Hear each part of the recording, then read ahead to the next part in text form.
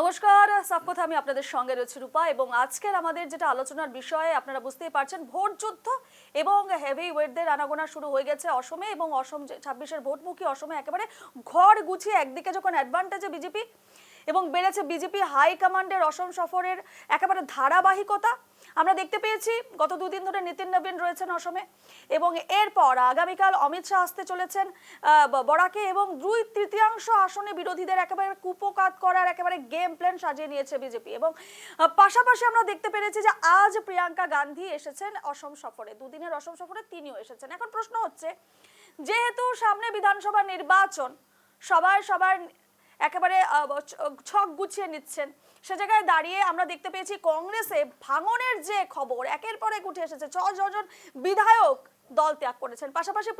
পাশাপাশি ভূপেন বরার মতো বরিষ্ঠ কংগ্রেস নেতা দল ছেড়ে বিজেপিতে আসার তিনি পরিকল্পনা হাতে নিয়েছেন। অর্থাৎ আমরা যদি বলি এই যে সামনে বিধানসভা নির্বাচন এবং তার মধ্যেই কংগ্রেসের এই ছবি এবং পাশাপাশি বিজেপি যেভাবে নিজের ছক গুছিয়ে নিচ্ছে এবং যেভাবে ময়দানে নেমে পড়েছে নির্বাচনের জন্য, সে জায়গায় দাঁড়িয়ে এই মুহূর্তে ঠিক কোন দিকে এগোচ্ছে অসমের রাজনৈতিক ভবিষ্যৎ এবং আদৌ প্রিয়াঙ্কা গান্ধী কংগ্রেসের যে তাসের ঘর যে ভেঙে পড়েছে সেই তাসের ঘরকে আবার সাজিয়ে গুছোতে পারে কিনা, সাজিয়ে গুছিয়ে নিতে পারেন কিনা, সেটাও একটা কিন্তু দেখার বিষয়। আমাদের আজকে আলোচনার বিষয় সেটি। এবং আমাদের সঙ্গে এই মুহূর্তে রয়েছেন স্টুডিওতে রাজনৈতিক বিশ্লেষক বিশ্বদীপ চক্রবর্তী।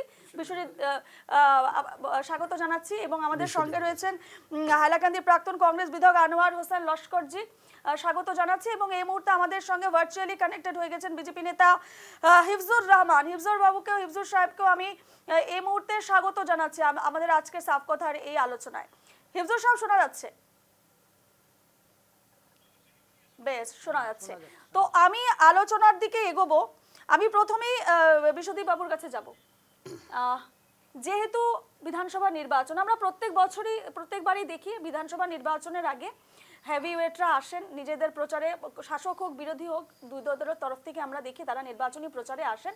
এবং এইবার যেটা আমরা দেখতে পেলাম, কংগ্রেসে যেভাবে ভাঙন, 6 জন বিধায়ক, এর আগে আমরা দেখেছি বিসম্বাদ, মনে আছে বিশ্বজিৎদা? আমরা বিসম্বাদ দেখেছি অসমের রাজনীতিতে। হ্যাঁ, এরপর আমরা এবারে দেখছি একেবারে একসঙ্গে 6 জন বিধায়ক বেরিয়ে এসছেন দল থেকে, কংগ্রেস দল থেকে, এবং একেবারে ভূপেন বরার মতন বরিষ্ঠ নেতা বেরিয়ে এসছেন। এবং আজকের দিনে দাঁড়িয়ে প্রিয়াঙ্কা গান্ধীর অসম সফর, কিভাবে দেখছেন বিষয়টাকে? এটা অ্যাকচুয়ালি 26-এর বিধানসভার প্রাক মুহূর্তে সমস্ত রাজনৈতিক দল যেভাবে চলছে, যেমন কংগ্রেসের যে এই বিপর্যয়, এই কংগ্রেসের এই বিপর্যয় হচ্ছে তাদের রাজনৈতিক বিচক্ষণতার অভাব। যে আজকে রাহুল গান্ধীজির মতো এত বড় নেতা ঠিক বুঝতে পারছেন না অসমের যে উন্নয়নমুখী এবং তৃণমূল পর্যায়ের যারা নাগরিক বা যারা কংগ্রেসের যারা সাংগঠনিক ক্ষেত্র দেখেন, তাদেরকে ঠিকমতো উনি হয়তো বুঝতে না পারার জন্য, রাজনৈতিক বিচক্ষণতার অভাবের জন্য এবং কংগ্রেসের আজকে এই দুর্গতি।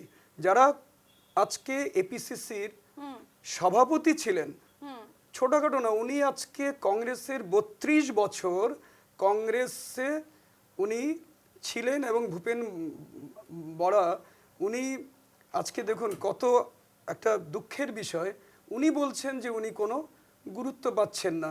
একজন সভাপতি, যিনি একজন সাংগঠনিক ক্ষেত্রে সবচেয়ে বড় প্রভাব বিস্তার করা মানুষ, সেই মানুষটি যদি নিজে বুঝতে পারেন যে আমাকে কোনো গুরুত্ব দেওয়া হচ্ছে না এবং তৃণমূল পর্যায় থেকেও তাকে কোনো রেসপন্স সেইভাবে, এবং বড় রাজনৈতিক যারা নেতা রাষ্ট্রীয় তাদের থেকেও তিনি গুরুত্ব পাচ্ছেন না বলে উনি বিজেপিতে এসে বা অন্য ইয়েতে এসে জয়েন করার জন্য উনি মত প্রকাশ করেছেন। এটা অতি দুর্ভাগ্যের বিষয় রূপা, যে আজকে কংগ্রেসের এই বিপর্যয়, এটা অ্যাকচুয়ালি রাহুল গান্ধীজি বা তাদের বড় রাষ্ট্রীয় নেতৃত্বের আমি বিচক্ষণতার অভাব দেখছি। কিন্তু প্রিয়াঙ্কা গান্ধীকে যে পাঠিয়েছেন এটা খুব ভালো, কারণ প্রিয়াঙ্কা গান্ধীর ডিবেটিং বিচক্ষণতা রাহুল গান্ধীজি বা অন্য রাষ্ট্রীয় নেতাদের থেকে আজকের দিনে অনেকটা সমঝদার বলে মনে হচ্ছে। তার কারণ প্রিয়াঙ্কা গান্ধীকে আরো অনেক আগে পাঠানো উচিত ছিল অসম সফরে। কারণ অসমের যে পরিস্থিতি, কংগ্রেসের যে একে একে হিন্দু নেতা একে একে চলে যাচ্ছেন, সেখানে আমাদের মাননীয় মুখ্যমন্ত্রী হিমন্ত বিশ্ব শর্মা জি বলেছেন যে আর কংগ্রেসে কোনো হিন্দু নেতা থাকবে না। একদম। আলটিমেটলি রাজীব ভবন একটা আজান দেওয়ার জায়গা হয়ে যাবে। এটা তো অলরেডি আমি দেখলাম, পেপারে দেখেছি। তো এইভাবে আজকে যে পার্টি আজকে কংগ্রেসে প্রয়াত হিতেশ্বর শইকিয়া, তারপরে প্রয়াত তরুণ গগৈ, এবং এক সময়ে আপনি দেখুন যে দেবকান্ত বড়ুয়া সভাপতি, এআইসিসি সভাপতি, যিনি বলতেন India is Indira, Indira is India. সেই কংগ্রেসের আজকে এই বিপর্যয়টা নিশ্চয়ই প্রিয়াঙ্কা গান্ধীর নিশ্চয়ই পর্যবেক্ষণ করে, এবং তৃণমূল পর্যায়ে কেন হচ্ছে, তারা কেন উঠতে পারছে না, না কোনো অন্য অর্থনৈতিক অবস্থা, না কানেক্টিভিটি, পার্টিসিপেশন অফ রিয়েল সাংগঠনিক সমস্যাটা, এটা অতি দরকার এই সময় পর্যবেক্ষণ করা। কারণ বিজেপি অত্যন্ত ভালো স্টেজে আছে। কারণ ভারতবর্ষের স্বরাষ্ট্রমন্ত্রী ডিসেম্বরের পর থেকে অমিত শাহজি প্রায় ৩-৪ বার আসামে ভিজিট করেই গেলেন, এবং এইবারও আসছেন টোটালি আজকের সমস্ত পর্যবেক্ষণ করে তৃণমূল পর্যায়ের সামগ্রিক উন্নয়ন দেখতে। তো এরপরে আমাদের জাতীয় সভাপতি ভারতীয় জনতা পার্টি নীতিন নবীন, উনি তো অলরেডি এসে গেছেন, এবং প্রতিদিন উনি সমস্ত তৃণমূল পর্যায়ের মানুষের সাথে সব সময় উনি দেখা সাক্ষাৎ করছেন। কংগ্রেসের জন্য অত্যন্ত জরুরি বিষয়, অত্যন্ত জরুরি বিষয়। আমাদের সঙ্গে যেহেতু এই মুহূর্তে রয়েছেন আনোয়ার হোসেন লস্করজি, না নিউজ লাইভ বাংলা, এর আগেও আপনি এসেছেন। এই যে টাকার বিনিময়ে যে টিকিট, এই বিষয়টি আপনি সামনে এনেছিলেন, এবং এই বিষয়টি কি কংগ্রেসে অনেক দিন ধরেই চলছে, মানে ঠিক কোন সময় থেকে চলছে, এবং কোন সময় কংগ্রেসের এই ভাঙনটা শুরু হয়েছে? কংগ্রেসে এখন জিডি আর এর সিন্ডিকেট চলতেছে এখন, আর জি এই দুটারই সাম্রাজ্য চলছে। আর বলতে কাকে বোঝাচ্ছেন? আর বলতে যেটা কালকে থেকে চলছে, আর যেটা ওই ওই এই দুটা এই শেষ করে দিচ্ছে কংগ্রেস। ওর জন্য কংগ্রেস শেষ। রকিবুল হোসেনের কথা বলছেন? রকিবুল হোসেন এই কংগ্রেস শেষ করে যাবে লাস্ট। গৌরব গগৈকে একদম পিঞ্জরাতে ঢুকিয়ে নিয়েছে। আমি জি বললাম, মানে গৌরব গগৈ ফেস, আর রকিবুল হোসেন বেজ করে চলছে, মানে চালাচ্ছে রকিবুল হোসেন, মানে গৌরব গগৈকে সামনে রেখে কংগ্রেস এই রকিবুল হোসেনই কংগ্রেসের ধ্বংসের মূল। আমি বের হলাম কেন জানো? আমি যখন শিলচর সার্কিট হাউসে আমি কথা বলি যে এর জন্য ও বলছে তুমি নতুন এসছো কংগ্রেসে, কথা কম বলো। তারপরে আমি বলছি তোর ঘন্টার কংগ্রেসে আমি থাকবো না, এই বলে আমি ছেড়ে দিলাম। কংগ্রেস ছেড়ে দিয়েছেন? আপনি বিধায়কের টিকিট পাননি? বিধায়ক না, এমপি টিকেটের জন্য আপনি করেছিলেন চেষ্টা। করার পরে আমার এখন ভূপেন্দা আর এই রকিবুল হোসেন, ওরা সিন্ডিকেট, তখন কংগ্রেসের এই টিকেটের সিন্ডিকেট ছিল। তখন আমাকে বললো 26-এ টিকিট দিবে। তারপরে আমি 26-এ এখন যে পরিস্থিতি দেখলাম, তার আগে আমি নিজে বের হয়ে এলাম। ওরা এই টিকিটের লেনদেন স্টার্ট হয়ে গেল। রকিবুল হোসেন সিন্ডিকেট চালাচ্ছে, কিছুমান এমএলএর সাথে আলোচনা করে প্রেজেন্ট এমএলএ থেকে টিকিট দিবে, ওরা টাকা পয়সা নেওয়া স্টার্ট করে দিল। ওখানে থাকে আর আমি ইউডিএফ কংগ্রেস ছেড়েছি, এর জন্য আমি টাকা দিয়ে আর পলিটিক্স করবো না, টাকা দিয়ে টিকিট কিনে পলিটিক্স করবো না, এই সিধা কথা। বেশ, তাহলে আপনার সঙ্গেও একটা ছেলে খেলা হয়েছে, আপনার আবেগ নিয়ে খেলা হয়েছে। আজকে দেখেন ভূপেন বরা যেটা করেছেন ভালোই করেছেন, উনি যেটা সিদ্ধান্ত বেশ ভালো সিদ্ধান্ত নিয়েছেন। আপনি কি মনে করেন এই মুহূর্তে যে সিদ্ধান্ত নিয়েছে সেটা ঠিক, নাকি আর তার আগে নেওয়া উচিত ছিল ভূপেন বরা? অনেক আগে নেওয়া উচিত ছিল। যখন আমি আসলাম কংগ্রেস, তখন থেকে আমি দেখতেছি এই খেলানেলা খেলানেলাটা সবচেয়ে মেয়ার দল বলে সবাই। সত্যি কথা, ও মেয়াকে শেষ করলো এই রকিবুল হোসেনই। রকিবুলের জন্য মেয়া পার্টি হয়ে গেছে, এটা সত্যি কথা। রকিবুল হোসেন মেয়ার জন্য কিছু করেছে নাকি? এই যে এমএলএ গুলা হয়েছে, যতটা আসামের এমএলএ দেখেন যতজন হয়েছে, সব আমার মাননীয় মুখ্যমন্ত্রী মহোদয় বলেছেন যে হাতিগাঁও এরিয়াটা এমএলএদের হোটেল। সত্যিকারে আমি একটা একটা করে বলে দেব, যতজন এমএলএ আছে মেয়াদের উন্নতির জন্য না, সব নিজের সম্পত্তি করার জন্য গুয়াহাটি এসে সবে হোটেল খুলেছে।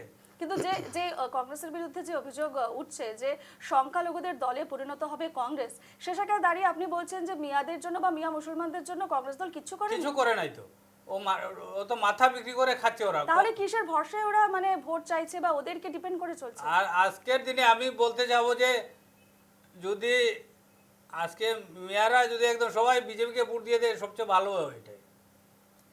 আমি সঞ্জীব দার কাছে যাবো। সঞ্জীব দা, আপনি শুনলেন দুজনের বক্তব্যই এবং আপনার কাছে একটা বিষয় জানতে চাইবো। প্রিয়াঙ্কা গান্ধী আজ এসেছেন এবং কংগ্রেসের যেভাবে ভাঙন ধরেছে, কি মনে হচ্ছে প্রিয়াঙ্কা গান্ধীর সেই ভাঙন অর্থাৎ যেভাবে ভেঙে গেছে তাসের ঘরের মতো জোড়া লাগাতে পারবে? যে অবস্থা এখন আপনাদের দলের, কি মনে হচ্ছে? দেখুন, বর্তমান যে প্রেক্ষাপট তৈরি হয়েছে ভূপেন বরাজি যাওয়ার পরে, এটার সাথে কিন্তু প্রিয়াঙ্কাজির সফরের কোনো সম্পর্ক নেই। কারণ প্রিয়াঙ্কা গান্ধীজি স্ক্রিনিং কমিটির চেয়ারম্যান হয়েছেন। স্ক্রিনিং কমিটির চেয়ারম্যান অনুযায়ী ওনাকে আসাম ভিজিট করে বিভিন্ন ব্যাপারে আলাপ আলোচনা করার প্রয়োজন, সেইভাবে ওনার টোর প্রোগ্রাম তৈরি করা হয়েছে এবং উনি যে আসবেন এই টোর প্রোগ্রামটা আগেই তৈরি করা হয়েছে। ভূপেন বরাজি পরে চলে গেছেন, ঠিক আছে। ওনার গুরুদায়িত্ব আছে আজকে সিট অ্যালায়েন্স, কার সাথে সমঝোতা হবে, কাকে কত সিট দেওয়া হবে, কোথায় থেকে কোন প্রার্থী ইলেকশন লড়বে, বা ডেমোগ্রাফিটা ভালো করে বোঝার জন্য ওনাকে সবার সাথে বসার প্রয়োজন। এবং ইন্ডিভিজুয়াল ক্যান্ডিডেট বলুন, আমাদের ব্লক প্রেসিডেন্ট বলুন, যারা ডিস্ট্রিক্ট প্রেসিডেন্ট বলুন, বা যারা লিডারশিপ আছে এখন বর্তমানে কংগ্রেসের, ওদের সাথে বসে ওনারা আগামী রোড ম্যাপ তৈরি করবেন যে 26-এ কোন সিটে কংগ্রেস খেলবে, কোন সিটগুলোকে অ্যালায়েন্সকে ছাড়া হবে এবং কোথা থেকে কাকে প্রার্থী দেওয়া হবে অ্যাজ পার ডেমোগ্রাফি বা অ্যাজ পার সার্ভে রিপোর্ট। তো এটার সাথে প্রিয়াঙ্কা গান্ধীর সফরের কোনো মানে কম্প্যারিজন হয় না বা কোনো সম্পর্কই নেই। দ্বিতীয় কথা হচ্ছে, আমি দায়িত্ব নিয়েই বলছি যে গত পরশুদিন যখন ভূপেন বরাজি দল ত্যাগ করলেন, আমরা তো আশ্চর্য হয়েছি বা বিগত ইতিহাস কোনো আছে কি না যে একজন বিরোধী দলের নেতা দল ত্যাগ করছেন আর কোনো দলের মুখ্যমন্ত্রী ওনার বাড়িতে গিয়ে ওনাকে দলে আনার জন্য রেড কার্পেট দিয়ে প্রস্তুতি নিচ্ছেন। এটা আমরা দেখিনি। তবে দুদিন আগে যে মঞ্চটা তৈরি করা হয়েছিল, আজকে প্রিয়াঙ্কা গান্ধীজি আসার পরে সেই মঞ্চটা ধূলিসাৎ হয়ে গেছে।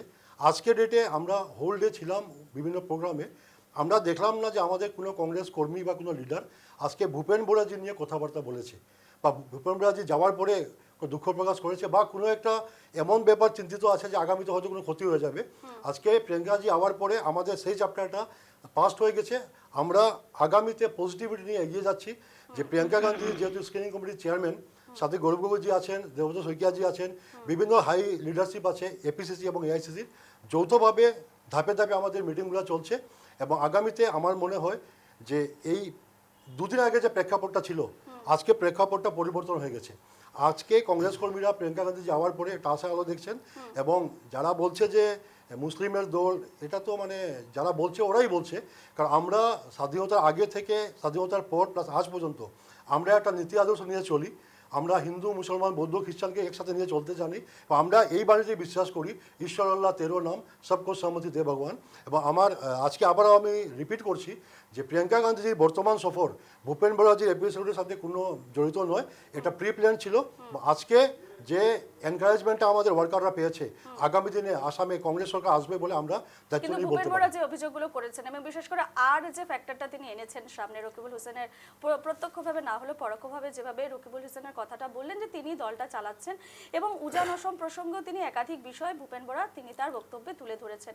তাকে কিভাবে ঠকানো হয়েছে দলে, কিভাবে তাকে অপমান করা হয়েছে বা তাকে কিভাবে অগ্রাহ্য করা হয়েছে, তিনি যথেষ্ট আবেগে বশবর্তী হয়ে সিদ্ধান্ত নিয়েছেন অনেক দিন পর, অনেক বছর পর। এবং সে জায়গায় দাঁড়িয়ে একাধিক প্রশ্ন উঠছে, গৌরব গগৈ কি আদৌ নিজে চালাচ্ছেন দলটিকে নাকি রকিবুল হোসেনই তার পেছনে রয়েছে? তিনি শুধু ফেস, গৌরব গগৈ শুধু ফেস এবং তিনি হচ্ছেন আসল বেস, সেটা নিয়েও কিন্তু একাধিক প্রশ্ন উঠছে। সঞ্জীব বাবু, দেখুন, প্রায় 6 মাস আগে ভূপেন বরাজি সভাপতি ছিলেন, সে সময় কি মানে আর ফ্যাক্টরটা ছিল? আমরা দেখলাম দক্ষতার সাথে উনি যখন কাজ করে যাচ্ছিলেন, নিজেই বলেছেন উনি অনেক কষ্ট, অনেক বাধা অতিক্রম করে উনি দলকে এক জায়গায় নিয়ে গেছেন।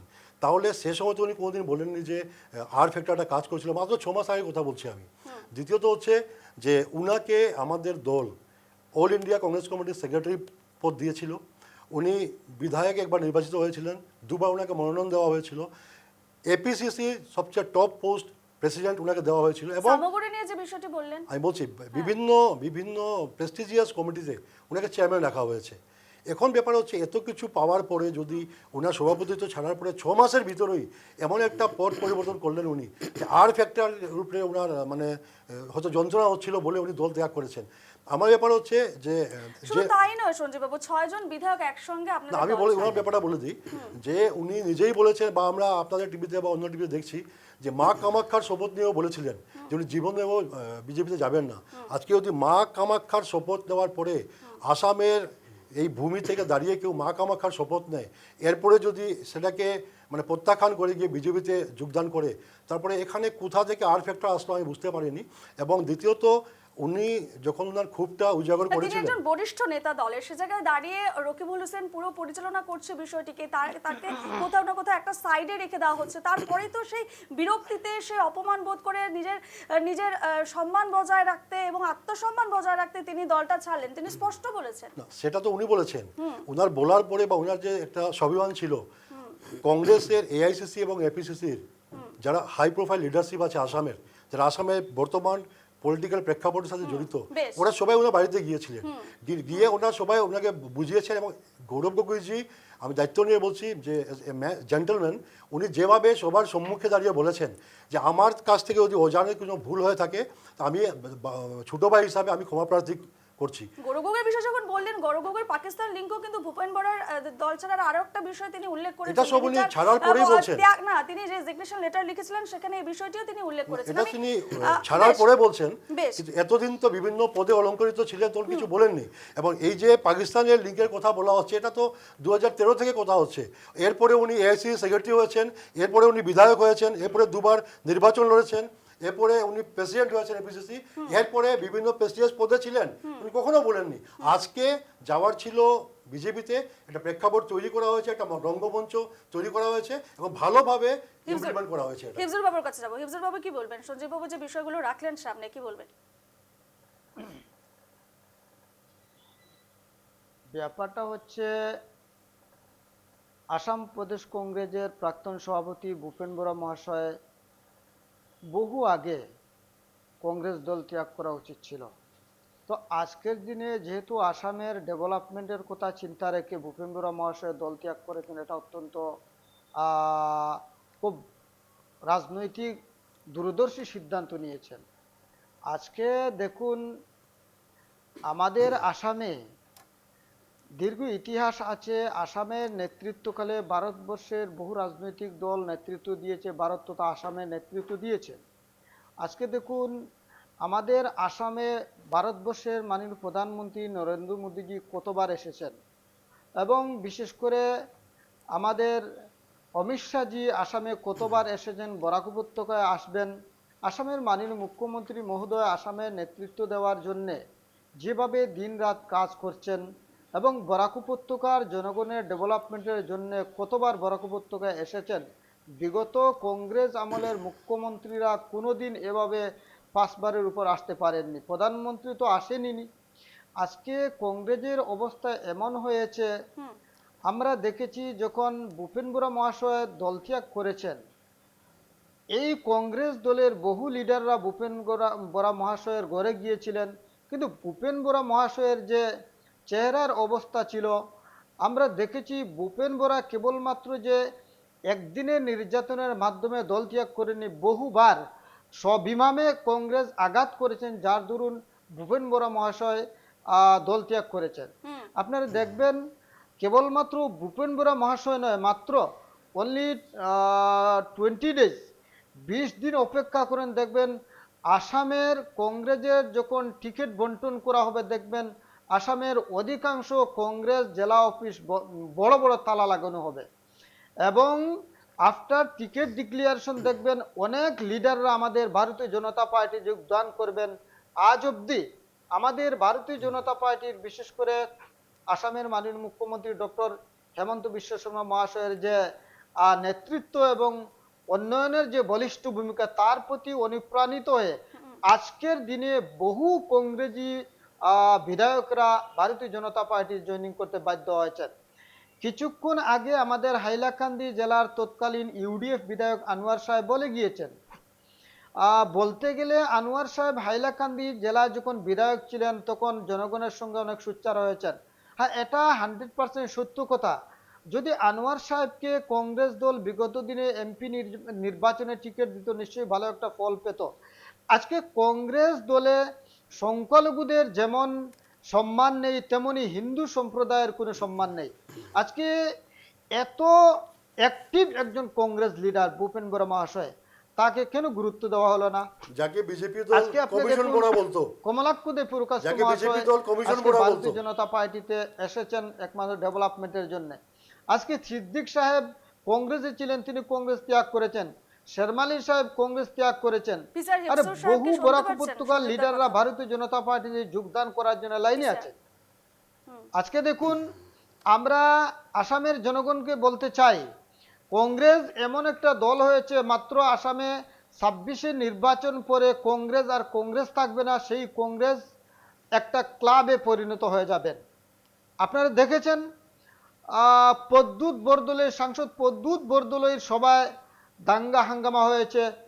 আজকের দিনে যিনি কংগ্রেসের সভাপতি সাংসদ গৌরব গগৈ, ওনার সভায় দাঙ্গা হাঙ্গামা হয়েছে।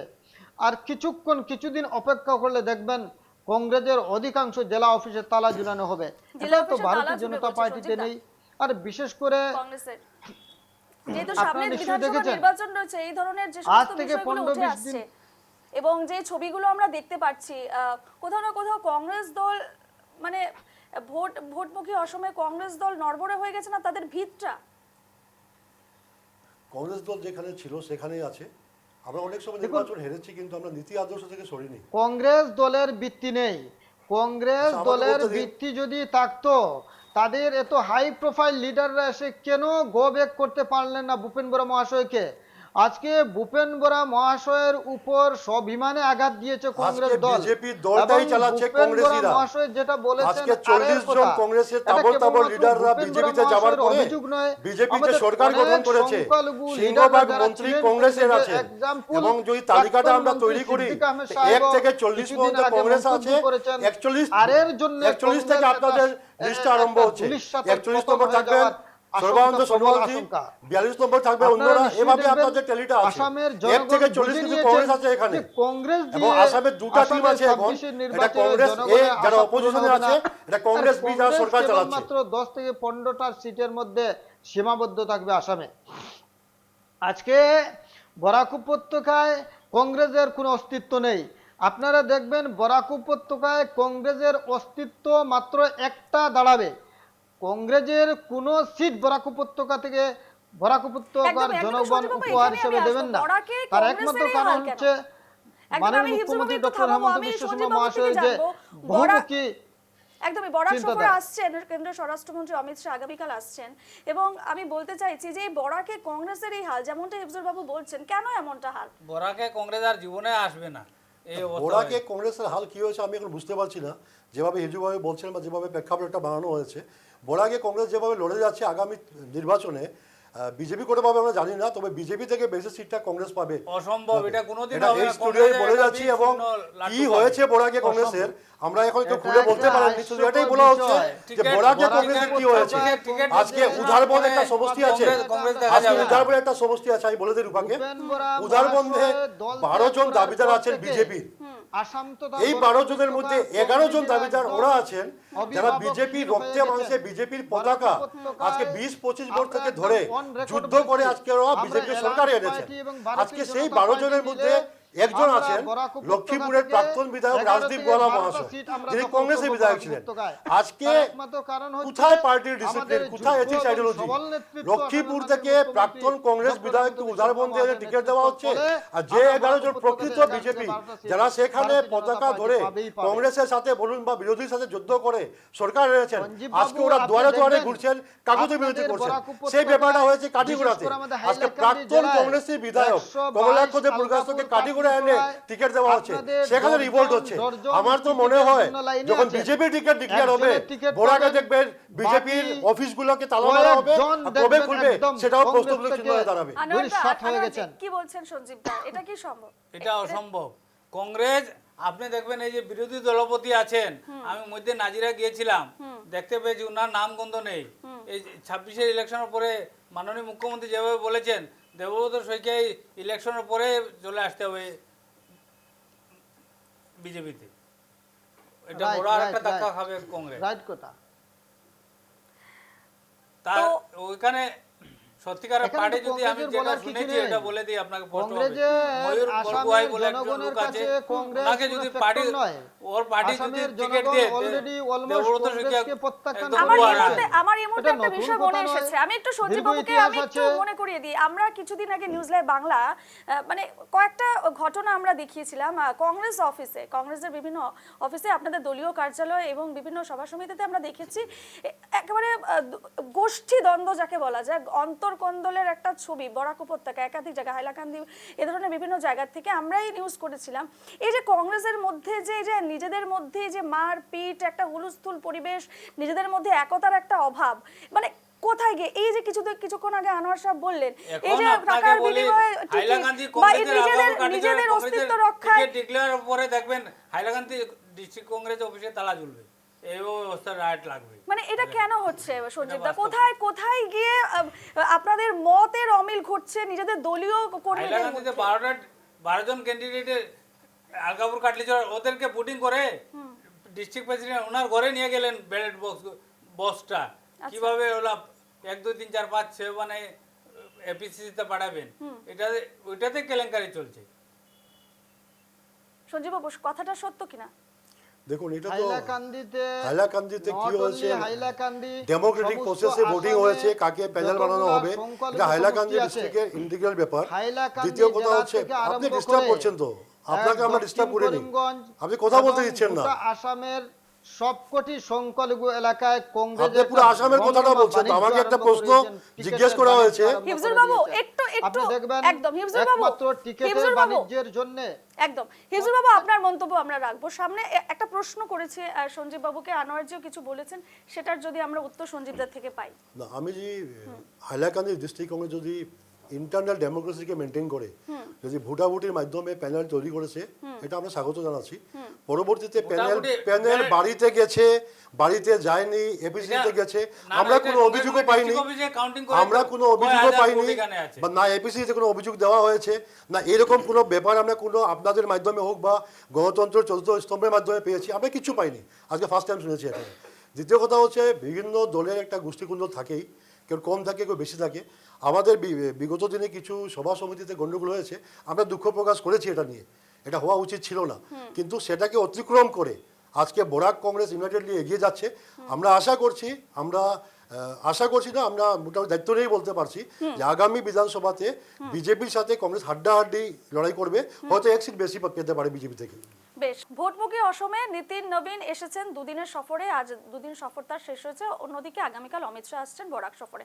অর্থাৎ সামনে বিধানসভা নির্বাচন, যেমনটা আমি বলছিলাম তার আগে হেভি ওয়েটদের অসম সফর শুরু হয়ে গেছে। নির্বাচনকে মাথায় রেখে আমি বিশ্বদীপ বাবুর কাছে যাবো। বিশ্বদীপ বাবু, এই যে একের পর এক কিছুদিন আগে প্রধানমন্ত্রী এসে গেলেন, একাধিক কর্মসূচির তিনি শুভ উদ্বোধন করলেন, অমিত শাহ আসছেন, নীতিন নবীনও এসে গেলেন। বিধানসভা নির্বাচনে আমরা যদি উল্টো দিকে দেখি, কংগ্রেসের যে হাল, কংগ্রেসের যে ভাঙন অসমে, এবং তার পাশাপাশি বিজেপির যে অবস্থান, কিভাবে পুরো বিষয়টি দেখছেন এবং কি প্রভাব ফেলতে চলেছে আগামী বিধানসভা নির্বাচনে? আগামী বিধানসভা নির্বাচনের দিকে তাকিয়ে আমি এটাই বলতে চাচ্ছি রূপা, যে ভারতীয় জনতা পার্টির যেটা ডেমোক্রেটিক ডিসেন্ট্রালাইজেশন, তৃণমূল পর্যায়কে অত্যন্ত শক্তিশালী করা, সুরক্ষা, নাগরিকদের সুরক্ষা দেখা, ভাইব্রেন্ট ভিলেজ প্রোগ্রাম নিয়ে ভারতবর্ষের স্বরাষ্ট্রমন্ত্রী অমিত শাহজি এসে পৌঁছাবেন আজকে। এবং বরাক উপত্যকায় বিগত বিধানসভায় দেখতে পাচ্ছেন যে গত বিধানসভাতে 6টা পেয়েছিল বিজেপি বরাক উপত্যকায়, আফটার ডেলিমিটেশন 13টা এখন সিট আছে, এর আগে 15টা ছিল। তো ডেলিমিটেশনের পরেও এর আগে 6টা বিজেপি পেয়েছিল, কংগ্রেস 5টা পেয়েছিল এবং ইউডিএফ 4টা পেয়েছিল। তো এই সমস্ত ব্যাপারগুলি এখনো আছে, কিন্তু ভাইব্রেন্ট ভিলেজ পলিসি, যেটা টোটাল আফটার 73rd কনস্টিটিউশনাল অ্যামেন্ডমেন্টের পরে তৃণমূল পর্যায়ে পঞ্চায়েতকে পূর্ণ স্বাধীনতা দেওয়া হয়েছে ভারতবর্ষের সংবিধান অনুযায়ী।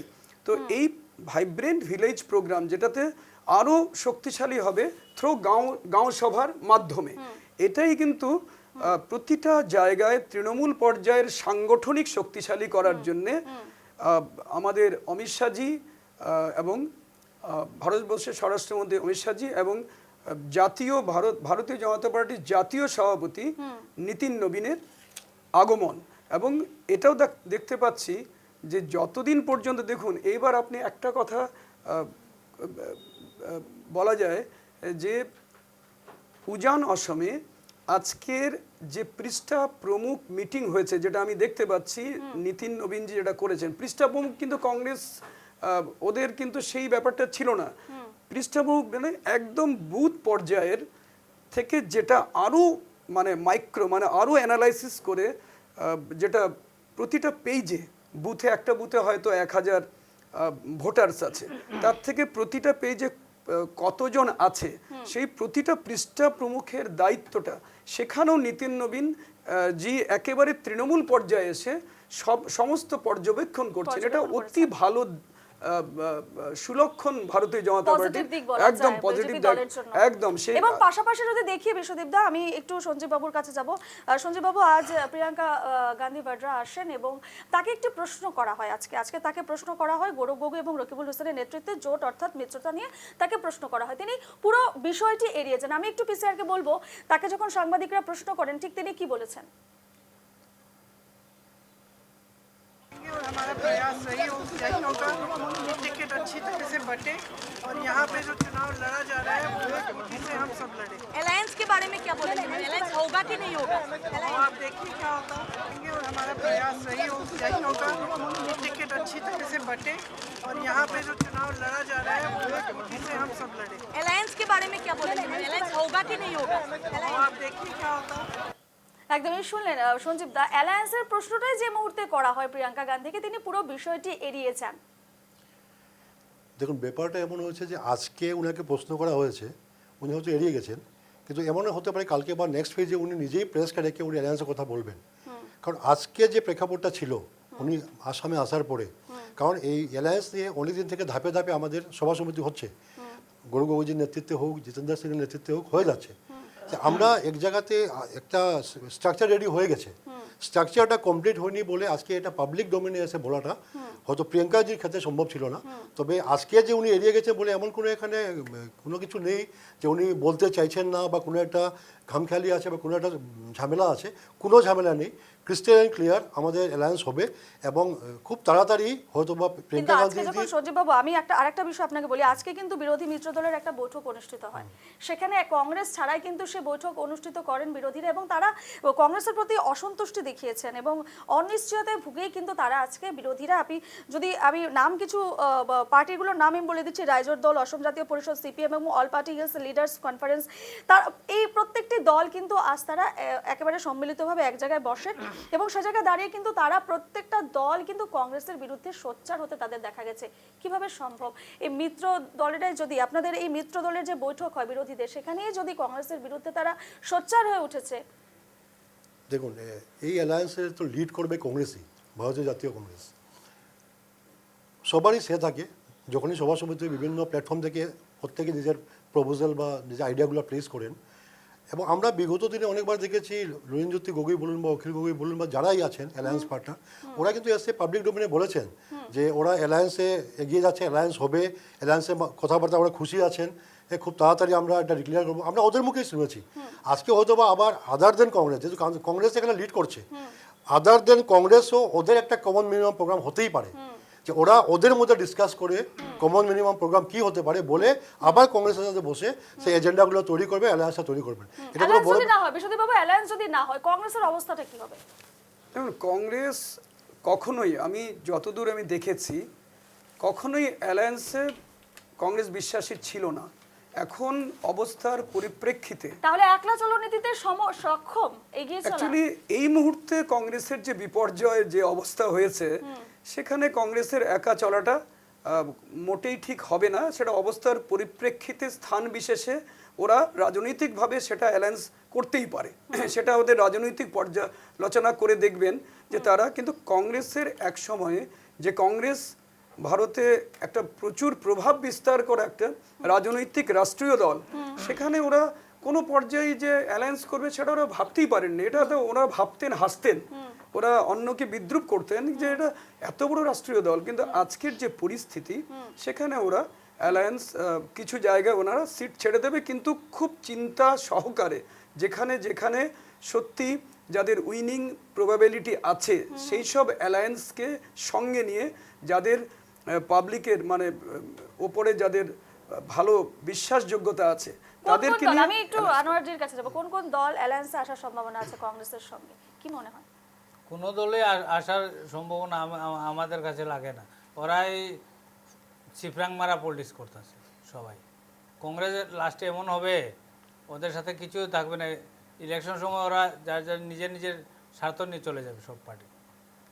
অলরেডি তো দেখেছেন অখিল গগৈ সাহেবের সাথে তো কংগ্রেসের কয়েকজন এমএলএ গিয়ে বেড়ে গিয়েছে, তারপরে আর কোথা থেকে কে থাকবে? আর আপনারা দেখতে পাচ্ছেন তো কংগ্রেসের অনেক এমএলএরা নিজে নিজে জয়েন করে নেবে, টিকিট পাবে না যখন এইভাবে চলে যাবে, গিয়ে চিপরাং মারা স্টার্ট হয়ে যাবে আবার। কংগ্রেসের ভবিষ্যতে একটা অনিশ্চয়তা দেখা দিয়েছে সঞ্জীব বাবু, সে জায়গায় কংগ্রেস দাঁড়িয়ে মুক্ত আসাম হয়ে যাবে বেশি দিন না, আর আপনার দেখবেন ইলেকশন পরে। সেটা কি আমাদের রাজ্যের জন্য খুবই সুখকর হবে? আমার মানে প্রশ্নটা সেটা। আমার মতে তো কংগ্রেস মুক্ত হয়ে যাওয়াটা বেটার। বিরোধী দলে কোন দল আসা? আরে আসামে বিরোধী বলে থাকবে না কিছু। আর দেখেন আসামে 70 বছর কংগ্রেসের রাজত্ব করেছে। আমি আমার হাইলাকান্দিতে সারা জিন্দেগি আমি মিনিস্টার দেখেছি, কিন্তু আমি যখন এমএলএ হলাম যেগুলো রাস্তা কংগ্রেসের মিনিস্টারগুলো করতে পারে না, এইগুলা আমি বিরোধী এমএলএ হয়ে কি করে করলাম? সত্যি কথা বলছি তো, কোনোদিন কোনো কাজ করে নাই কংগ্রেস আসামে।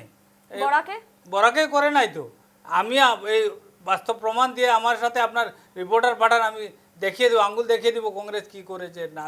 আমি কি করে বিরোধী এমএলএ হয়ে ইউডিএফের এমএলএ হয়ে কি করে করতে পারলাম? গুরুতর অভিযোগ তুলছে সঞ্জীব বাবু আনোয়ারজি যে উনি বিরোধী দলের এমএলএ হয়ে তিনি রাস্তাঘাট নির্মাণ করেছেন, অথচ কংগ্রেস সে জায়গায় কিচ্ছুই করেনি ক্ষমতায় থেকে। এবং বর্তমান যেমনটাই আলোচনায় উঠে আসছে যে বিষয়গুলো, কংগ্রেসের ভবিষ্যৎ কোন দিকে দেখতে পাচ্ছেন আপনি একজন দলীয় কর্মী হয়ে? ওনার কথা শোনার পরে আমি গর্ববোধ করছি যে আমার সরকার একটা এমন সরকার ছিল যে বিরোধী বিধায়ককেও সেই সুযোগ সুবিধা দিয়েছে যে সরকারে থাকার পরেও উনি বিরোধী দলের বিধায়ক হয়ে আমাদের সরকারের সঙ্গে কাজ করতে পেরেছে। সেই উদার মনোভাবটা আমাদের সরকারের ছিল। সর্বানন্দ সোনোয়াল মুখ্যমন্ত্রী ছিলেন ওই সময়, আর বিত্তমন্ত্রী ছিলেন হেমন্ত বিশ্ব শর্মা। ওই সময় কাজ হয়েছে। আপনাকে সরকার কোঅপারেট করেছে বলে কাজ হয়েছে। সরকার যদি কোঅপারেট না করে বিরোধী দল এমএলএ আপনি কিভাবে কাজ করতে পারবেন? সরকার কোঅপারেট করেছে আপনাকে, এটাই হওয়া উচিত। এটাই হওয়া উচিত। না কি করলো না, যা হয়েছে এলাকায় কংগ্রেস গভর্নমেন্টই করেছে, কিছুই করে নাই। যা করেছে কংগ্রেস গভর্নমেন্টই করেছে।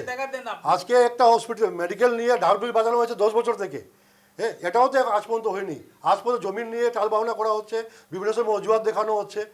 কংগ্রেস যা করেছে, যেখানে শেষ করেছে, এখন বিজেপি দায়িত্ব নিয়ে বিজেপি চেষ্টা করবে, এটা নিয়ম হয়ে গেছে। আমার একটা ছোট্ট প্রশ্ন সঞ্জীব বাবুকে, বরাকের উন্নয়নে কংগ্রেসের কি ভূমিকা রয়েছে? হাইলাকান্দির কথা বলছেন একদম সঞ্জীব বাবু, আপনি হাইলাকান্দিতে একদিন আসবেন, আপনি দেখবেন হাইলাকান্দিতে এমন একটা সার্কিট হাউস হচ্ছে যেটা স্বাধীনতার পরে আপনাদের গভর্নমেন্ট টাকা করতে পারেনি। হাইলাকান্দি জেলায় ভারতীয় জনতা পার্টি নেতৃত্বাধীন সরকার মাননীয় মুখ্যমন্ত্রী ডক্টর হেমন্ত বিশ্ব শর্মা মহাশয়ের বলিষ্ঠ পদক্ষেপের দরুন হাইলাকান্দি জেলায় 10 কোটি টাকার বিনিময়ে এত সুন্দর একটা সার্কিট হাউস হচ্ছে। নট অনলি সার্কিট হাউস, আপনি দেখেছেন বরাক উপত্যকার আপনার কাছাড় জেলায় মিনি সচিবালয় হচ্ছে, যেটা আপনার কংগ্রেস শাসনে থাকা অবস্থা করতে পারেনি। আপনি শ্রীভূমি জেলায় দেখুন মেডিকেলের কাজ চলছে। কাছাড়ে মেডিকেল কলেজের একদম ঠিক নিকটস্থ খুব ভালো একটা স্বাস্থ্য বিভাগের উন্নতিকরণের জন্য কাজ চলছে। এটা আপনাদের কংগ্রেস দল দীর্ঘমেয়াদী শাসন করার সময় করতে পারেননি। দীর্ঘমেয়াদী শাসনে কংগ্রেস কি করেছে আমিও দেখিয়ে দিই আপনাকে। আরএসি যে ছিল না, আরএসি কংগ্রেস করেছে, আজকে এটা নিট হয়েছে। শিলচর মেডিকেল কলেজ কংগ্রেস করেছে, যেখানে সুবিধা আমরা বিগত 50 বছর নিয়েছি।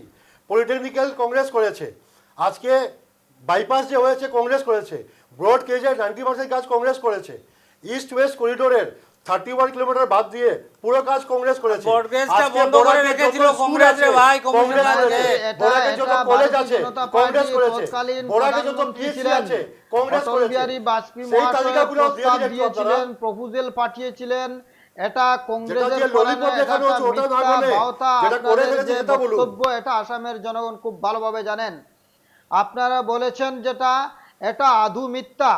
এটা তৎকালীন আমাদের প্রয়াত জননেতা প্রাক্তন প্রধানমন্ত্রী অটল বিহারী বাজপেয়ীজির একটা বলিষ্ঠ ভূমিকার ফল ছিল। এটা আপনাদের কংগ্রেসের কোনো ফল ছিল না, কংগ্রেসের কোনো কর্ম ছিল না। আমি তো এটা করে মিথ্যা। বলিয়ে দিলাম, আমি বলেছিলাম সঞ্জীব তোমাকে। বাবুর কাছে একটা প্রশ্ন করতে চাই।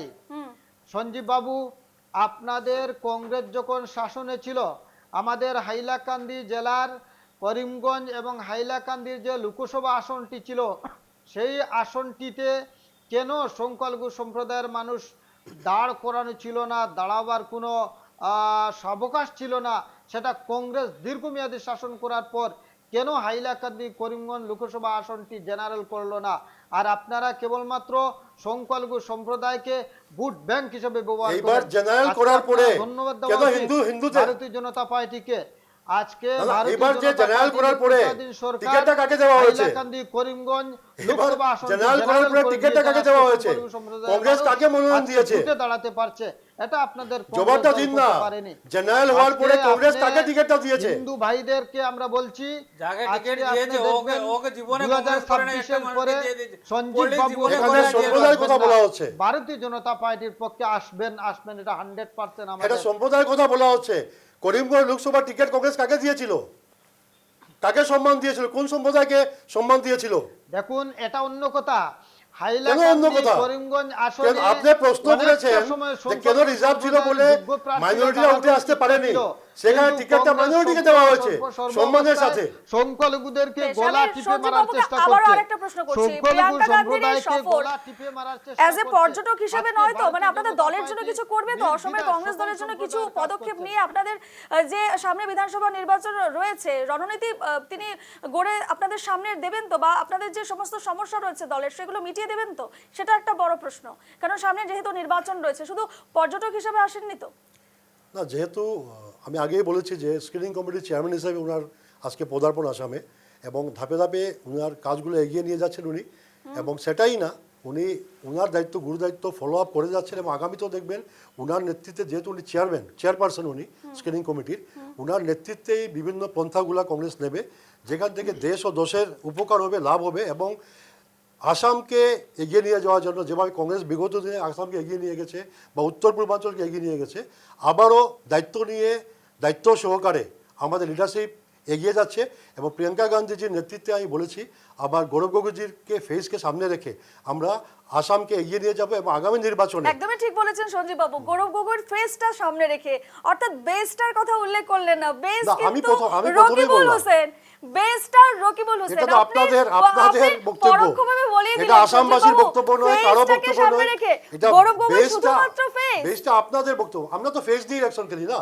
আজকে দেখুন, আস্থা ভারতবর্ষে তার মানে পরিচালনা 2014তে নরেন্দ্র মোদীজিকে সামনে রেখে একটা চেহারা সামনে রেখে নির্বাচন লড়া হয়েছে। তখন ভালো ছিল। পঞ্চায়েত নির্বাচনে যদি গ্রুপ মেম্বারের নির্বাচন হয়, সেখানেও বলা হয় যে গ্রুপ মেম্বারকে ভোট দেওয়া মানে নরেন্দ্র মোদীজিকে ভোট দেওয়া। আজকে যদি নরেন্দ্র মোদীজিকে ফেসকে নিয়ে যদি বেস ছাড়া ইলেকশন হয়, আমরা যদি গৌরবজির ফেস দিয়ে লড়াই করছি, তবে কি ভুল আছে এখানে?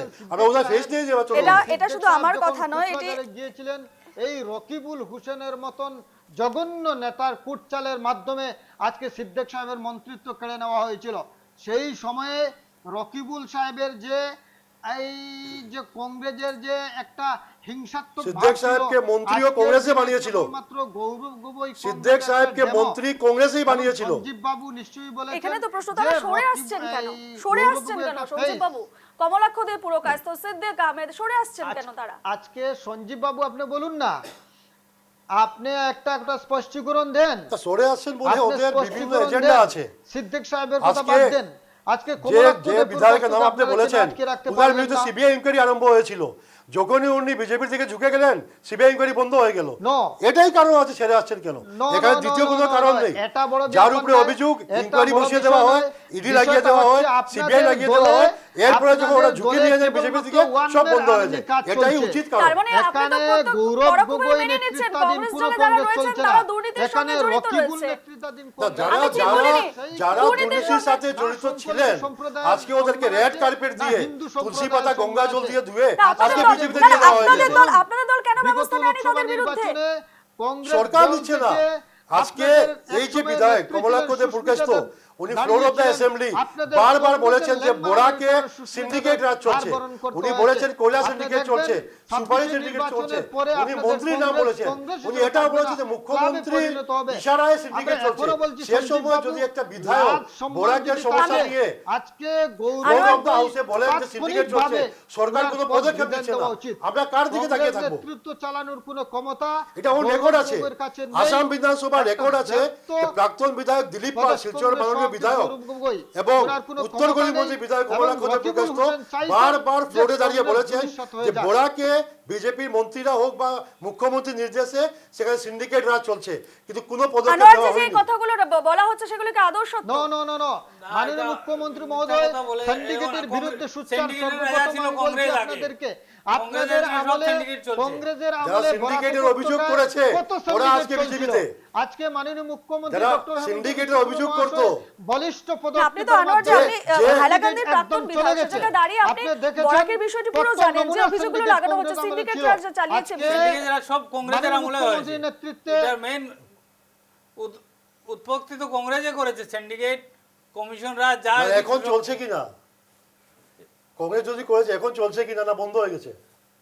এখন তো আর বেশ বেশ আমাদের সময় একেবারে শেষ। আমি চলে গেল হিফজুর কংগ্রেস সাহেব, সিন্ডিকেটের কারণে। পেপার মিল 2014 তে হ্যাঁ। বিজেপি আচ্ছা, সরকার এসেছে, সিন্ডিকেটের headmaster 2015 তে হচ্ছে পেপার মিল কংগ্রেস বন্ধ হয়েছে। আর আপনারা কংগ্রেস ধ্বংস দল করেছেন। করছে, আমরা ভারতীয় কংগ্রেস জনতা দল পার্টি থেকে syndicate করছে, পেপার এটা মিল কেন 500 ধ্বংস কোটি হলো বলে আমরা মাননীয় সিবিআই মুখ্যমন্ত্রী ইনকোয়ারি দাবি ডক্টর করেছি। হেমন্ত বিশ্ব আজ শর্মা পর্যন্ত বলেছেন, আপনার কেন্দ্র এবং সরকার বা আসাম সরকার সিন্ডিকেটের বিরুদ্ধে সিবিআই ইনকোয়ারি কঠোর। দেয়নি। আর আমাদের সিবিআই ইনকোয়ারি বরাক দিলে উপত্যকার ধরা পড়ে যাবে দুই কারা কৃতি এটাকে ধ্বংস সন্তান করেছে। বরাকের আমরা উদীয়মান আজও দুই নেতা, নিউজ লাইভের আসাম মাধ্যমে মন্ত্রিসভার বলিষ্ঠ সিবিআই ইনকোয়ারি মন্ত্রী, ডিমান্ড করছি। আমাদের কারা কৃষ্ণ মিল কুমার ধ্বংস মহাশয় করেছে, এবং বিজেপি কৌশিক সরকার রায় যদি মহাশয় সৎ থাকে, যেভাবে বরাক ক্ষমতা থাকে, উপত্যকার আজকে কেন অন্যায়ের মিল সাথে ধ্বংস fight হয়েছে, করে যাচ্ছেন, সিবিআই ইনকোয়ারি করা হোক। জনগণের কাজ করে একদম একদম আমি যাচ্ছেন। থামাবো, আমরা আমাদের ভুল সময় বুঝতে একেবারে পারবো না। শেষ। এখানে আমি শেষ করছি আমাদের আজকে আলোচনা, একেবারে সময় হাতে শেষ।